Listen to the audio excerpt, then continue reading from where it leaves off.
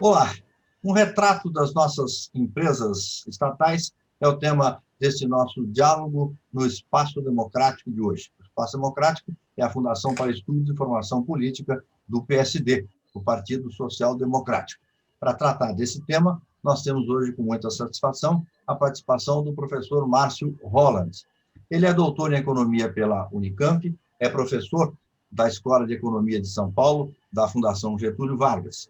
Também coordena o Observatório das Estatais e o curso para alta gestão e em governança corporativa para administradores e conselheiros de empresas estatais.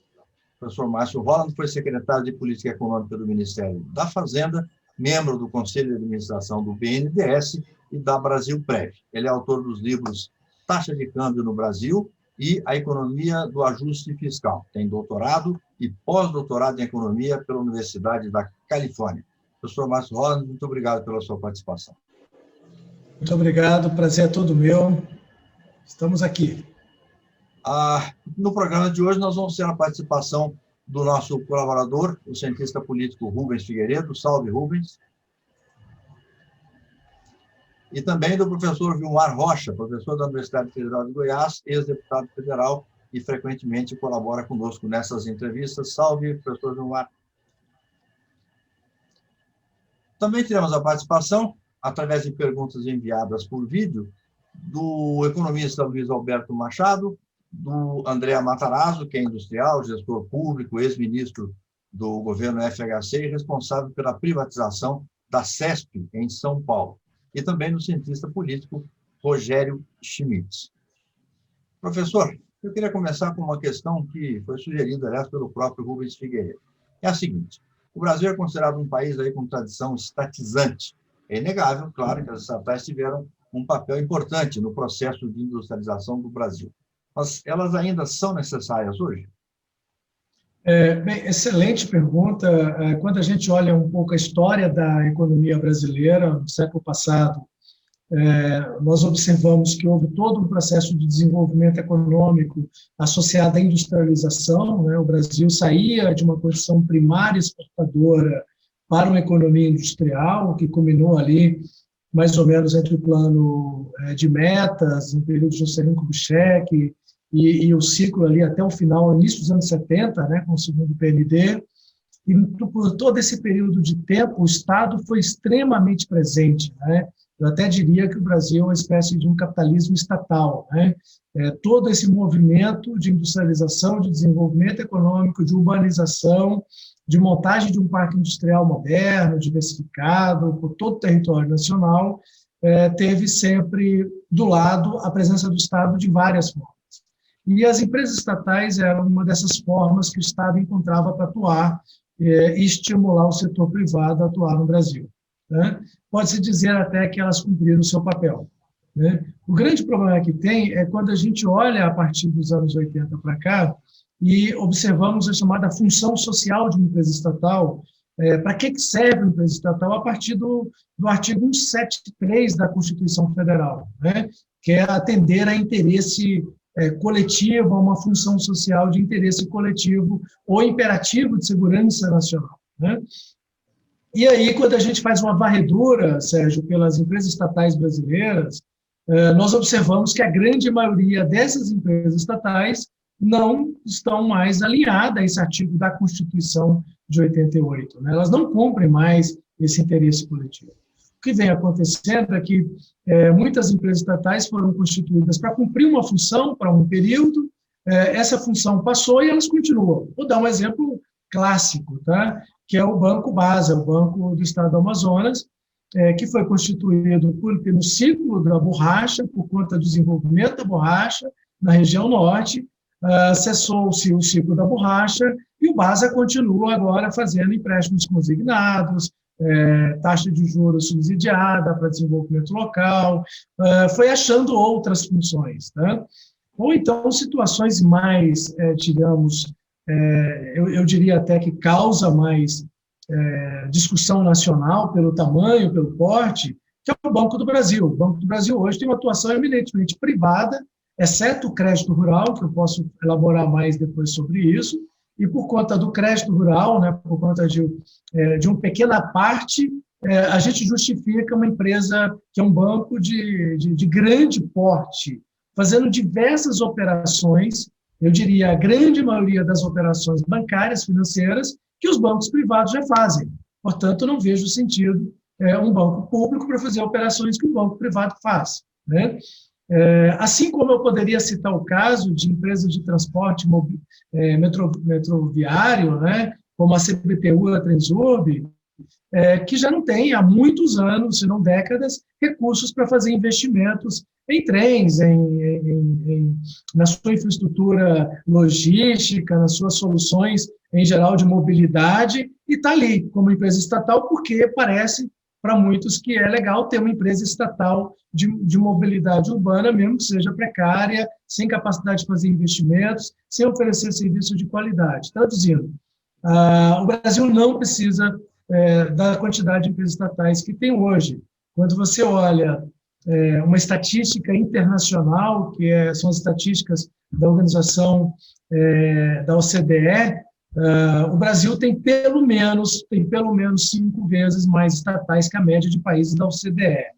Mas, para dizer a verdade, o Brasil tem tantas empresas estatais ou mais que ex-economias socialistas, né? E o que causa realmente algo estranho, né?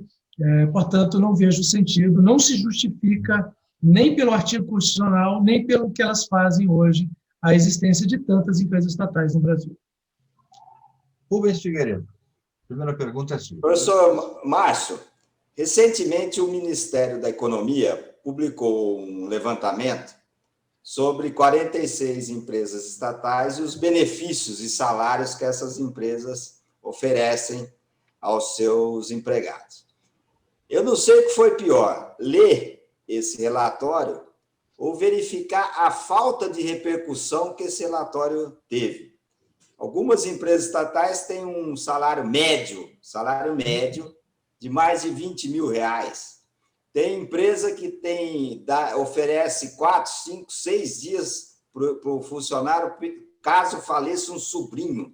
Quer dizer, no Brasil de hoje, com tanta dificuldade da pandemia, com essa desigualdade de renda, isso daí é um verdadeiro assinte para a sociedade. Por que não teve essa repercussão, esse estudo divulgado? Realmente, Rubens, é algo muito interessante, porque quando você olha a linha, lá tem a divulgação também dos resultados da companhia, né? Tem um histórico de déficits, que são empresas dependentes do Tesouro. Eu acho que uma linguagem direta com a população é muito simples, né? Você é contribuinte, paga impostos quando você compra arroz, feijão, quando você faz uma viagem com a família, paga um plano de saúde, né? Paga uma escola, uma mensalidade para o seu filho, a Receita Federal recolhe esses impostos, o Tesouro pega esse dinheiro e cobre o rombo dessas 40 e poucas empresas dependentes do Tesouro, que você se refere.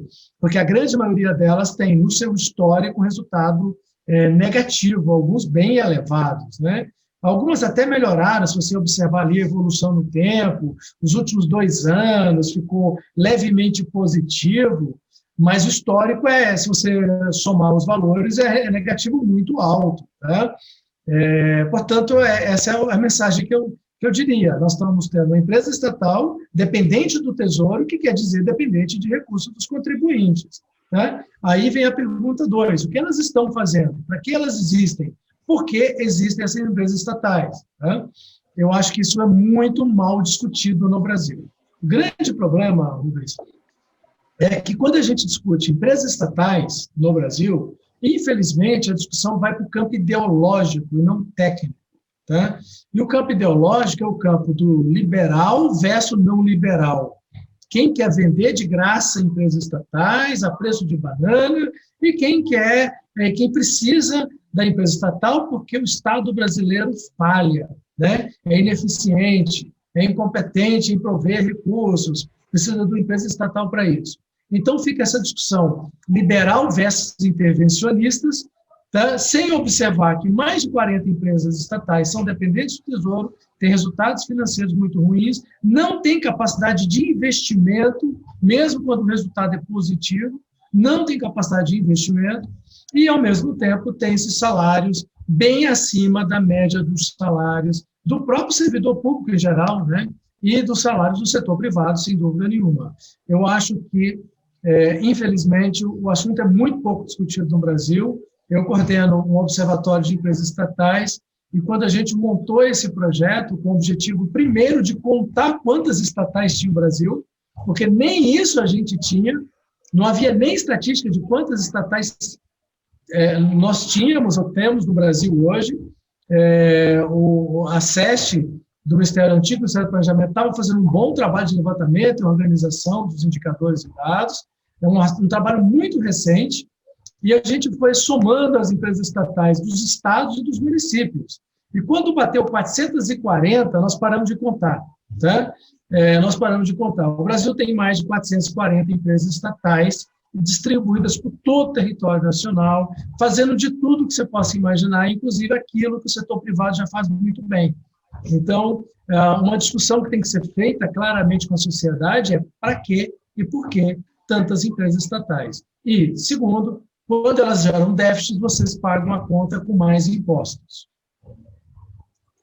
Professor Vilmar Rocha. Professor Holland, eu vou fugir um pouquinho do manual. É o seguinte, o mundo está mudando, né? E vai agilizar muito agora com essa questão da pandemia.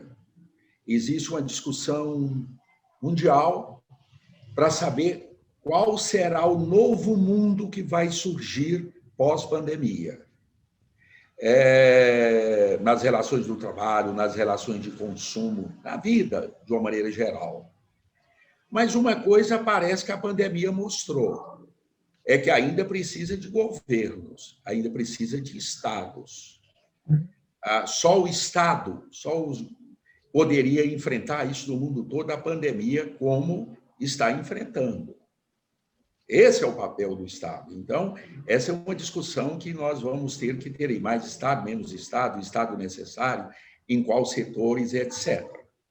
Eu queria fazer uma pergunta provocativa para você. Se você hoje tivesse a caneta e o papel na mão e tivesse que te pedissem, professor Holland, você tem o direito de criar uma nova empresa estatal. Qual a empresa que você criaria? Em qual setor você poderia cogitar de criar uma empresa estatal? Vilmar, infelizmente eu vou te frustrar. Eu não conseguiria criar nenhuma empresa estatal no Brasil, e eu vou te explicar por quê. Nós, economistas, partimos do seguinte ponto de referência. Né? Existe um problema para a sociedade. Tá? Existe uma pandemia, existe a necessidade de fazer pesquisa e desenvolvimento, tá? Inovações em temas ligados à saúde, a novas vacinas, a novos vírus e variantes de vírus. O mundo pandêmico tende a ser mais recorrente do que a gente imagina. Então, precisamos fazer muita pesquisa sobre isso. Tá? Se você criar uma estatal de pesquisa sobre isso, você está criando uma estrutura estatal que pode ser tão engessada que não vai dar conta de resolver problemas que são típicos da pesquisa e desenvolvimento, que exige criatividade, flexibilidade. Em geral, a empresa estatal, para o mal, para o bem, não tem essa flexibilidade. O mundo pós-pandemia, ao contrário, é um mundo mais flexível. Né? É um mundo que vai requerer muito mais agilidade que uma empresa estatal pode oferecer. Segundo, se tem uma falha, tá, qualquer, se a gente não está conseguindo fazer pesquisa e desenvolvimento em saúde no Brasil, nós não sabemos fazer P&DI, tá? Pesquisa, desenvolvimento e inovação, em nenhum setor da atividade econômica, tá? Exceto os nossos casos de sucesso, a Embrapa com agronegócio, a Embraer, tá? E a Petrobras com prospecção de petróleo em águas profundas. Tá? E agora na camada na área espacial. E tem alguma coisinha aqui ou acolá, tá? Mas não é típico das empresas privadas brasileiras serem inovadoras a partir das empresas privadas brasileiras. Né? Então, não é característica do Brasil isso, infelizmente. Então, como é que você resolve isso? Criando um estatal para cobrir o problema do setor privado que não consegue? Ou dando um incentivo fiscal? Ou mudando o marco regulatório, mudando as regras do jogo? Nosso grande problema é que as regras do jogo do nosso capitalismo são regras do jogo velhas. São feitas para aquele capitalismo que é industrial que nós constituímos, a malha e o parque industrial dos anos 30, 40, 50. E desde os anos 80, que o Brasil está passando por uma tremenda crise de produtividade, nós não mudamos as regras do jogo do capitalismo brasileiro. Tá? Ele continua exatamente o mesmo Estado, do mesmo jeito, com o mesmo DNA daquele Estado que industrializou o Brasil. Tá? Então, tomar muito cuidado com isso. Então, a gente tem que mexer na estrutura do Estado no sentido de reformar o Estado brasileiro, as regras do jogo dos investimentos, as regras do jogo da inovação, das patentes, das propriedades intelectuais. Então, a gente tem muita coisa para fazer para o Brasil ficar mais solto, mais leve. Detalhe importante para te passar, Vilmar, que eu gostaria de defender, para não defender mais um estatal. Tá? Quem é a favor de privatização não necessariamente é contra o Estado. Cuidado para esse discurso não cair no nível do discurso ideológico que a gente acabou de falar. Tá? Não quer dizer que você é contra o Estado, ao contrário, nós vamos precisar e sempre precisaremos do Estado como regulador, como organizador das regras do jogo, tá? Em geral. O Estado é extremamente importante na formação do ensino básico no Brasil, tá? Na formação de profissionais talentosos em várias áreas, através de universidades públicas, sem dúvida nenhuma. O Estado é importante em várias áreas da saúde, tá? O próprio sistema SUS mostra isso, mas nós vamos ter que discutir um outro assunto que eu sei que vai ter, tenho certeza vai aparecer uma pergunta sobre os gastos brasileiros, porque não se faz isso sem mexer nos gastos públicos brasileiros. Portanto, eu te decepciono porque eu não tenho capacidade criativa de criar mais um estatal no Brasil. Né? Ok. Professor, nós recebemos para esse diálogo uma pergunta em vídeo enviada pelo ex-ministro André Matarazzo. Vamos ver. Márcio, conta para nós por que no Brasil a questão de privatizações, que é um negócio que tanto se fala desde o governo Fernando Henrique, quando foram privatizadas 40 empresas, 50 empresas, algo assim. Mas depois disso todo mundo fala, mas ninguém faz. O que dificulta tanto o processo de privatização no Brasil e por que o Congresso, principalmente, resiste tanto em fazer o processo de privatização? Bem, basicamente aquilo que a gente conversou aqui, e eu agradeço, André, pela pergunta. De fato, nós temos um problema no Brasil. Tá? Toda vez que o assunto de privatização é colocado na mesa, quando ele vem sendo colocado, ele é colocado de duas formas. Ao longo da história, inclusive durante os anos de eleições presidenciais, isso aconteceu no Brasil, foi colocado até como aquele candidato é a favor da privatização, como se fosse um grande defeito do candidato. Tá?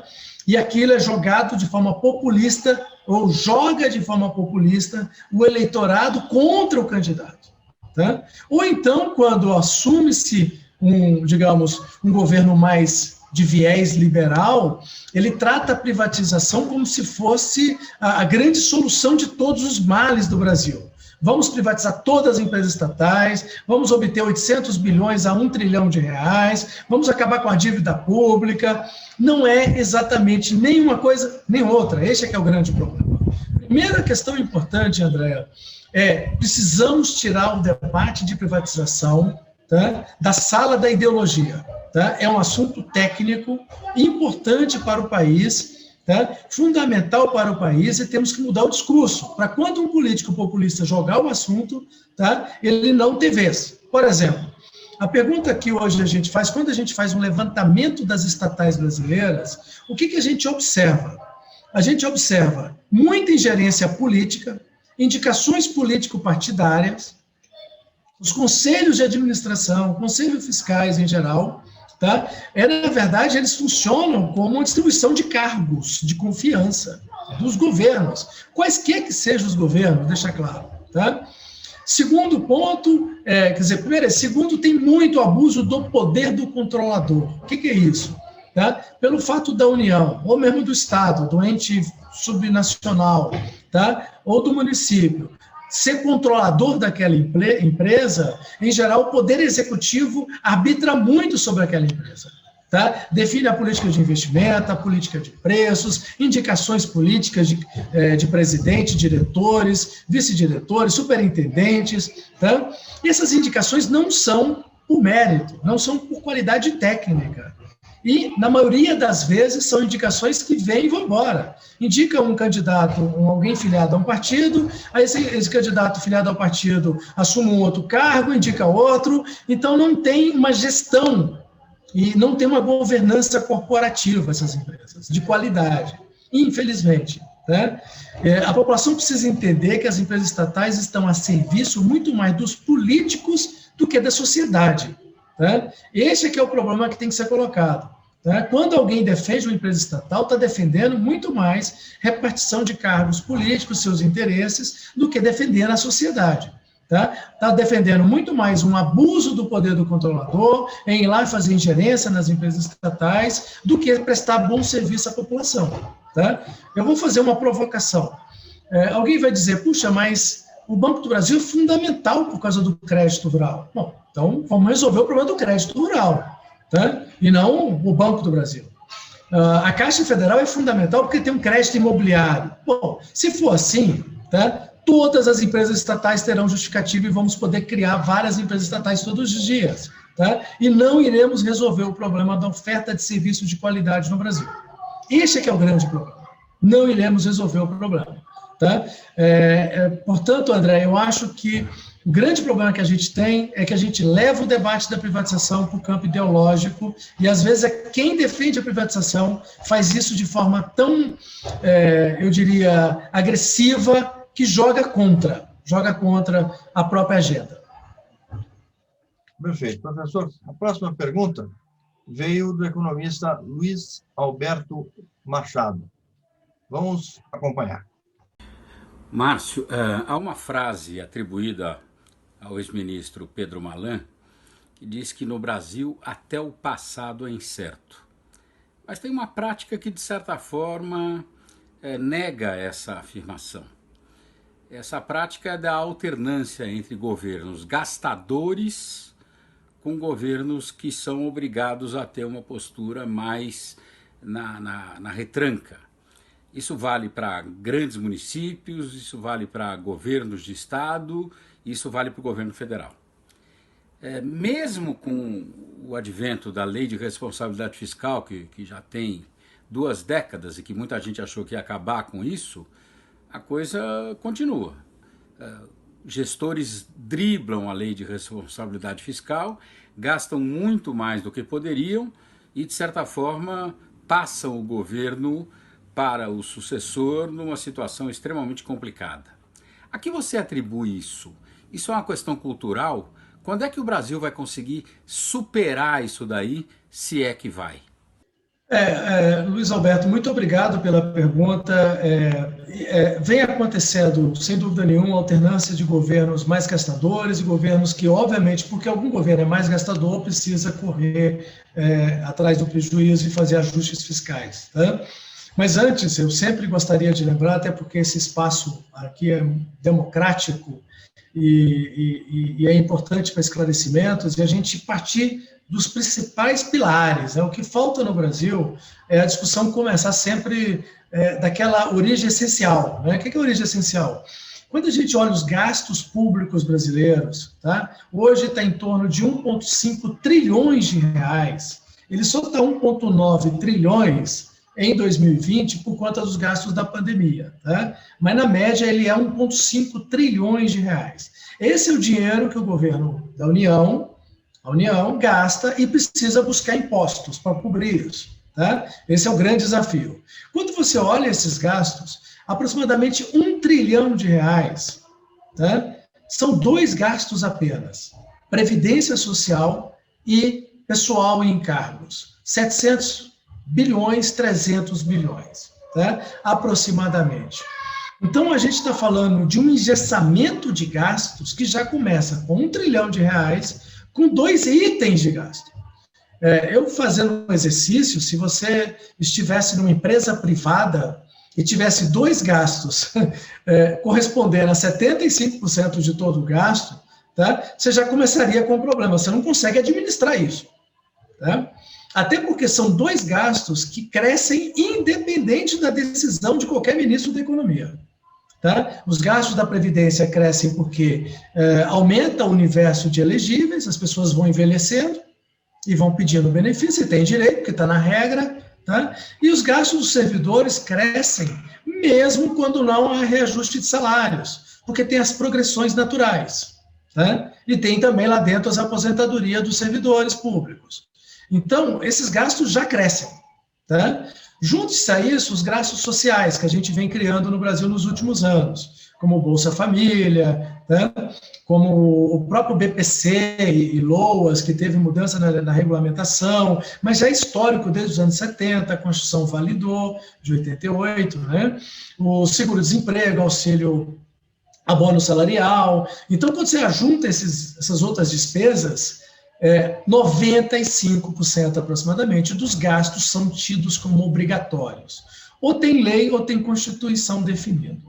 Tá? E o que sobra é aquele gasto da máquina do Estado, tá? Que é luz, energia, emissão de passaporte, alguma política de vacinação emergencial, coisa parecida. Portanto, independente de ter governos mais gastadores ou não na história brasileira, nós agora, ou da agora em diante, temos um problema muito mais sério.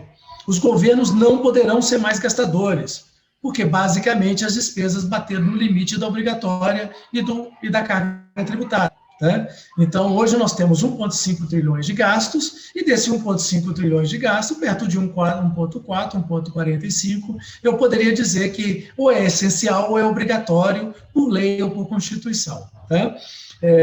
Então, só nos resta, Luiz Alberto, fazermos reformas desses gastos, reforma no orçamento.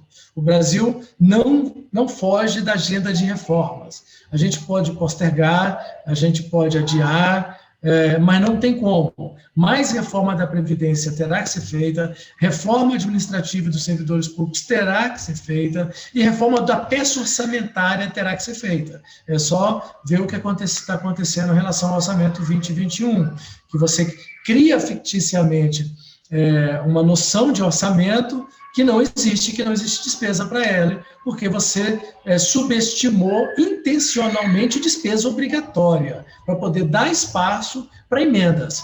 Então, essa é a ideia, o orçamento brasileiro fictício também. Então, se os governos eram gastadores ou não gastadores no passado, obrigatoriamente os próximos governos terão que fazer ajustes fiscais. E aí a população precisa também saber sobre isso, porque não há espaço mais para governo gastador. Exceto se ele aumentar a carga tributária, tá? E aí é outra discussão. Né? É outro problema mais grave. Pessoal, a próxima questão veio do cientista político Rogério Schmidt, também colaborador aqui do Espaço Democrático. Vamos ver. Agora, no finalzinho do mês de junho, está completando 5 anos desde a sanção da chamada Lei da Responsabilidade das Estatais. A minha pergunta, então, para o professor Márcio Holland é que balanço que ele faz aí dessa legislação nesse período, o que é que funcionou bem, o que é que ainda pode melhorar, se tem algum projeto de lei no Congresso nesse momento, por exemplo, que esteja tentando aperfeiçoar ainda mais a nossa legislação sobre as empresas estatais.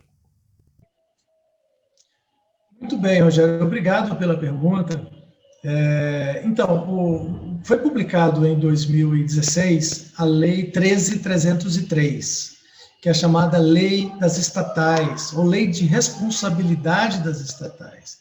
Eu diria até, metaforicamente, que essa legislação sobre as estatais é muito similar à Lei de Responsabilidade Fiscal, né? Que é a lei que cuida digamos, das regras do jogo dos gastos brasileiros. Neste caso, cuida da regra do jogo das empresas estatais brasileiras, dos ativos do Estado brasileiro. Tá? Uma lei muito interessante e que ela deu 2 anos para que as empresas estatais se enquadrassem, pelo menos no capítulo 1º da lei, que é de governança corporativa, eu vou falar um pouco mais, se enquadrassem em termos de qualidade de governança corporativa. Tá? E, bom, rapidamente, governança corporativa quer dizer uma série de princípios de boa gestão, de boas práticas de gestão de uma empresa. Tá? Como, por exemplo, ter transparência na sua gestão, publicar relatórios adequadamente, publicar uma carta anual de governança corporativa e de política pública, que é aquilo que eu falei no início, né? Qual é a sua função social? Você está aqui para quê? Tá? Ter, obviamente, uma política de dividendos, uma política de responsabilidade social corporativa, uma política de tamanho de conselho de administração, de número de membros independentes do conselho de administração, e por aí vai. Tá? Proibição de certas autoridades assumir cargos no conselho de administração da empresa, por exemplo, ministro da Economia no conselho de administração da estatal, por exemplo, Petrobras ou Banco do Brasil. É um conflito de interesse gigante. Isso nós tínhamos no Brasil até 2016, 2017. Um secretário estadual, numa estatal estadual, sendo membro do Conselho de Administração. Isso é proibido, tá? Por essa lei, que é a Lei 13.303. E ela é válida para estados e municípios porque ela regulamenta um artigo da Constituição. Isso é importante dizer, tá? Traduzindo, e o que eu achei mais interessante é que os primeiros 2 anos foram de muita movimentação. Tá? A lei gerou um grande impacto nos primeiros 2 anos, nós acompanhamos isso de perto, empresa estatal, geramos indicadores, fizemos estudos, inclusive, até mais acadêmicos e técnicos, tá? Subsidiamos o TCU com avaliações, indicadores do enquadramento, né, dessa nova legislação, desse novo diploma jurídico, e o resultado foi muito interessante. A grande maioria das empresas estatais, entre junho de 2016 e junho de 2018, que é quando a lei estava pedindo para elas convergirem para a legislação nova, a gente observou um movimento muito positivo da grande maioria das empresas estatais. Né? Buscando aumentar a independência do Conselho de Administração, ter boas políticas, boas práticas, como eu citei. Tá? Boa governança corporativa. Nem todas passaram no teste, muitas não conseguiram justificar na sua carta anual de governança corporativa e política pública para que veio, e ninguém falou nada. Tá? Não conseguiram, as cartas não são boas, são subscritas pelo Conselho de Administração, portanto, está sob responsabilidade dos Conselhos de Administração. Nosso estudo indicou, independente, apartidário, indicou que essas cartas não eram apropriadas, não justificavam aquilo, e mesmo assim, nada aconteceu. Mas, pelo menos, houve um esforço de melhorar. De 2019 para cá, a partir de meados de 2018, depois desses 2 anos, 19 para cá, piorou substancialmente a gestão das empresas estatais brasileiras. Inclusive, a legislação nova, a lei das estatais, 13.303, foi literalmente esquecida por todos, tá? Pela CGU, que deveria ser um controlador externo, tá? Pelo TCU, que é um órgão importante de acompanhamento e de prestação de contas, e vem fazendo um belo trabalho em estudar essa legislação, tá? Pela imprensa, todos nós esquecemos da nova lei das estatais, de responsabilidades estatais. Nesses últimos 2 anos, infelizmente, a legislação praticamente foi abandonada, jogada no lixo, e aí eu poderia citar vários casos, o da Petrobras mais recente, do Banco do Brasil, e tantos outros casos de abuso do poder do controlador, de intervenção na política de preço, de investimento, nas indicações indevidas, pessoas que estão assumindo o cargo da alta administração e não preenchem os requisitos da lei, como está na lei aprovada em 2016, tá? Portanto, não estão em conformidade com uma lei, tá? E deixar isso muito claro. Infelizmente, o Brasil é o país para fazer lei para não ser seguida. A lei é muito boa, mas é mais uma lei para não ser seguida. Perfeito, professor. O retrato que o senhor traçou das nossas estatais, né, da situação dessas empresas todas, digamos, para dizer o mínimo, assustador. A dúvida que acho que fica sempre é se algum dia a sociedade brasileira vai se convencer de que é necessário botar uma ordem nessa casa. Eu abro espaço agora para o seu recado final aqui nesse nosso diálogo democrático. Muito obrigado, Sérgio. Existem formas de dialogar com a sociedade. Acho que o principal problema é de comunicação, como eu tentei falar desde o início. Vou dar um exemplo. Quando a gente fala em privatização do Banco do Brasil, a primeira coisa que acontece é crítica imediata, contra. Vou dar um exemplo mais sensível, tá? Mais sensível. Mas ninguém está falando vender todo o Banco do Brasil, os 50,5% de participação da União. Às vezes, se você vende 5% do Banco do Brasil, né, você deixa de ter o Estado controlador, portanto, ele deixa de ser intervencionista, de cometer abusos, práticas indevidas, corrupção, não usei esse termo, deveria usar, muitas práticas de corrupção, de condutas indevidas, tá? Porque ele deixou de ser controlador. Agora, quem é o controlador com 55% é o setor privado. Então, não é que ele deixou de estar presente. A sociedade entende privatização sempre, tá? E, infelizmente, os liberais extremos, como vender tudo. E, aliás, estrategicamente, é muito melhor vender 5%, as ações se valorizam muito, a empresa fica de muito mais valor, aí você vende outros 5%. Essa soma dos dois 5% de venda no tempo dá mais do que 10% de uma vez, não sei se eu fui claro, tá? É estratégico para o país. Você obtém muito mais dinheiro do que vender 50% de uma vez, tá? E a forma como você faz isso, com investidores qualificados ou não. A sociedade precisa entender que o Estado não vai sair da empresa, tá? Ele apenas está dizendo assim, eu vou me permitir não abusar da empresa, tá? Em não fazer indicações político-partidárias, em não intrometer na gestão da companhia, tá? Entre outros. E com isso eu vou pegar dinheiro e vou melhorar o espaço fiscal brasileiro e vou fazer aquilo que o Vilmar pediu. Vamos fazer políticas públicas decentes na pós-pandemia. Tá? O Brasil é um país de alta desigualdade de renda, alta desigualdade social, regional, de gênero, racial. Tá? E nós temos mais de 400 estatais pelo Brasil que esse assunto não está resolvido. Aliás, continuamos tendo desigualdade do mesmo jeito. Tá? Do mesmo jeito, mesmo tendo mais de 400 estatais pelo Brasil, 120 estatais da União, tá? Neste momento. Então, eu acho que é um problema de comunicação, tá? Retórica. Hoje em dia, muito mais do que necessariamente um problema técnico operacional. Tá? Muito obrigado pela oportunidade aí de esclarecer, de apresentar a minha visão de mundo sobre esse tema tão sensível e tão importante para o país. Pessoal, nós é que agradecemos essa sua excelente contribuição aqui ao papel da Fundação Espaço Democrático, que é exatamente de formação política e de estudos, né, para o engrandecimento dos próprios quadros do PSD. Agradeço especialmente também aqui ao Rubens Figueiredo, ao Vilmar Rocha, ao Luiz Alberto Machado, ao André Matarazzo e ao Rogério Smith pela participação aqui hoje. E eu agradeço a quem nos acompanhou até agora nesse diálogo no Espaço Democrático. Muito obrigado, até o próximo programa. Obrigado a todos.